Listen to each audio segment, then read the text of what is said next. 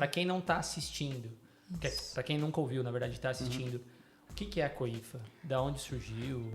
A COIFA está dentro da GQMed, é uma coordenação específica só para análise de IFA. E essa pergunta é bem legal, porque assim, um pouco antes do marco regulatório de IFA chegar, não existia uma gerência específica para análise de DMF, ou seja, cada analista de DMF olhava de um jeito. Então, a GQMed fazia de um jeito, né? A GEPRE, que era de pós-registro, fazia de outro. Então, a gente tinha 2 termômetros, na verdade. Não era uniforme. Isso aqui é pós, eles vão analisar isso aqui é registro, eles vão analisar desse jeito. Sim. E a COIFA unifica isso. Né? Inclusive, a grande parte desse mérito do marco é ter uma coordenação específica que puxou essa discussão até o fim. Tipo, eles dedicaram o staff deles durante todo esse tempo com a gente. E assim, de noite, cara. Era e-mail, voltava e-mail, era ligação, era reunião. Então, assim, a gente não descansou durante esse tempo todo, até que a gente conseguiu a legislação pronta mesmo. Isso foi o que aconteceu e surgiu porque, ao longo da discussão do marco, alguém falou, vai precisar de uma comissão específica para isso, ou já estava no início do processo? Para unificar mesmo, exato. Porque como eram duas gerências diferentes, né, já existia divergência entre eles. Além disso, existia divergência entre os analistas, entendeu? Então, assim, com uma célula menor, é mais fácil você treinar as pessoas e padronizar algumas coisas, alguns entendimentos, né? Ficou um pouco mais tranquilo. Então, foi bem legal, mas uma parte bem importante, a gente comparou o modelo que a gente tinha no Brasil, o modelo que a gente queria, o que a gente queria atender, e a gente comparou com todos os modelos de fora. Então, a gente fez assim, realmente um benchmark gigantesco com o Health Canada, com o TGA, que é da Austrália, com o EDQM, com o EMA, com o US FDA, e a gente escolheu o modelo que mais nos agradou, entendeu? Deu um trabalhinho, né, de dar uma cinzelada aqui e ali, o que entra, o que não entra. A gente tirou muita jabuticaba, que na época a gente fala das jabuticabas, que é uma coisa brasileira, né? Então, a gente tirou muita jabuticaba, entendeu? Então, o que está lá hoje de texto é basicamente o que precisa estar lá. Ainda existem dificuldades de interpretação, eu sei, porque eu recebo muitas dessas questões, mas assim, a legislação está muito mais clara, está muito mais fácil. Ainda impera muito o medo do novo, né? Como é que vai ser? O fabricante vai me apoiar, não vai me apoiar? Ele quer ou não quer GMP? É normal, isso vai acontecer mesmo, né? Quem paga o quê? Tem custo ou não tem custo? O CADIFA não tem custo, tá, gente? O que tem custo é o GMP mesmo, e aí você tem que discutir com o seu fabricante quem que vai pagar. Tudo bem? E, Simão, falando de DIFA, CADIFA, que você está falando diversas vezes essas siglas, Sim. Explica para o pessoal o que são essas siglas. Legal. Né? Então, assim, como eu disse, o DMF é uma sigla que se usa bastante no Brasil, né, apesar de ser uma sigla internacional. E, em certo momento, a gente criou uma sigla que era a cópia dela, né, que é o Arquivo Mestre da Droga. Não pegou muito, né? Que bom. AMD. E aí virou o DIFA, né, que virou realmente o documento ou a documentação de IFA. Né? O DIFA é a nossa tradução do DMF para o Brasil. Ela segue exatamente os mesmos padrões. Então, assim, a gente copiou e a gente adaptou para o Brasil. Então, assim, a gente pegou, teoricamente, tudo que tem de melhor lá fora. Então, o nosso modelo é muito parecido hoje com o modelo do EDQM, né, que é o CEP, que é um registro de IFA centralizado. Aquele DMF é analisado uma vez e ele só vai ser analisado de novo se houver uma revisão. Ou seja, a gente acaba com aquele negócio de submeter o mesmo DMF 20 vezes, 30 vezes.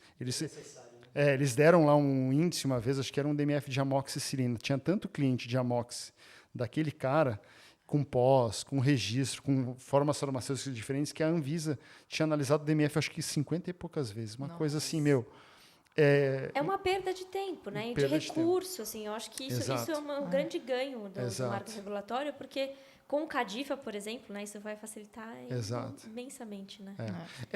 Ainda tem, assim, a gente discute, por exemplo, se a gente tem um DMF aprovado na Anvisa. A gente tem poucos ainda, porque acabou de começar e precisa realmente as empresas mandarem os nossos DMFs e pedirem o CADIFA, porque eu sozinho não consigo submeter um CADIFA. Putz, isso é uma coisa legal, porque a gente tem é sempre muita responsabilidade do fabricante do produto, né? Exato. Pedir aquele registro. Exato. Tá. Tem um instrumento na lei que se chama... como é que chama? Esqueci agora. Carta, esqueci. Falhou. Não, mas tem instrumento lá. Tem um instrumento que você manda o DMF separado, isolado de qualquer registro, Mas, no momento, a Anvisa não está avaliando, porque eles têm muita coisa para analisar. Então, esse fica numa segunda fila. Mas existe Carta lá. Carta de adequação do dossiê? Não, esse é o CADIFA. É verdade. A pessoa está lendo aqui, não adianta. O CADIFA, que é a segunda referência que a Ari me pediu, que o CADIFA é o DIFA, né, que é o documento do IFA. Só que o CA na frente é a Carta de Adequação do IFA, que seria o equivalente ao CEP europeu, né? Então, assim, existe uma carta de intenção, esse é o nome de intenção que está na legislação, que você manda o DMF separado. Isso funciona super bem nos Estados Unidos, na Europa, mas, assim, se você for comparar, por exemplo, a COIFA, eu não sei, eu posso estar mentindo, mas eles devem ter no máximo 10 pessoas hoje. O EDQM tem contratado, que é quem emite o CEP, que o EDQM é quem, inclusive, emite a farmacopeia europeia, eles têm 80 pessoas contratadas. Nossa. Fora que eles têm gente emprestada de outras agências na Europa inteira. Então, assim, o contingente deles é absurdo. Entendeu? Então, talvez um dia a gente precise desse contingente para atender o Brasil de uma forma, né, rápida, para que a gente tenha realmente essa entrada massiva de fabricantes no Brasil. Entendeu? O que seria um ganho imenso comercialmente falando, né? Comercialmente falando, porque você não teria mais um cara entrando assim, eu não sei se esse cara é bom, se ele não é. Não, ele já tem o DMF na Anvisa, ele está lá, é porque ele está a fim realmente de trazer o produto para o Brasil, né? Então, é bem interessante, assim. Mas e essa carta de intenção é enviada pelo fornecedor do IFA? Ou isso diretamente por mim e pela minha equipe no Brasil, exato. Uma coisa que é bacana, assim, a Anvisa, ela flexibilizou várias coisas. Então, por exemplo, Simão, eu não sou o grosso da minha empresa, eu sou um posto avançado. Mas eu tenho a permissão pela lei, pela minha empresa, de ser o meu detentor do DIFA. Então, eu sou o meu DIFA holder ou o DMF holder. Então, o Simão está aqui no Brasil, qualquer dúvida de DMF, o Simão está aqui. Entendeu? Legal. Você não precisa mandar um e-mail em inglês bonitinho ou ligar e falar um inglês difícil, entendeu? Não, o Simão está aqui, você fala português com ele e tira todas as dúvidas com ele, entendeu? O que a gente está ganhando com o tempo? É essa ideia de que, olha, não custa caro, não é mais lento, entendeu? Segue o fluxo normal, inclusive ele é aprovado junto com o produto acabado ao qual ele está associado, entendeu? E ainda existem alguns galhos a esse respeito. Não, a Anvisa vai subir a régua, vai ser mais difícil. Não é verdade, tá? A exigência de CADIFA que eu recebi é uma exigência normal, respondível ou padrão para qualquer DMF que a Anvisa receba, né? Eles vão pedir aqueles itens, eles vão investigar aqueles itens mais a fundo, né? Foram perguntas bem pertinentes.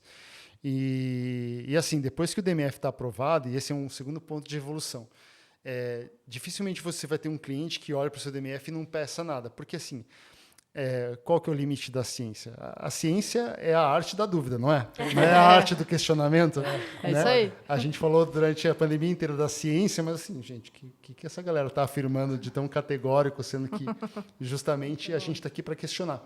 Então, assim, o cliente vai questionar o seu DMF, ele vai perguntar mais coisas, mas efetivamente, para que aquilo seja uma coisa vigente, eu não posso mudar. Entendeu? Se for uma coisa muito importante para você, a gente arranja informação para você. Mas aquele meu documento raiz, ele permanece assim até que eu tenha uma alteração no meu processo, na minha planta, no meu CQ, entendeu? No CQ não, pelo amor de Deus.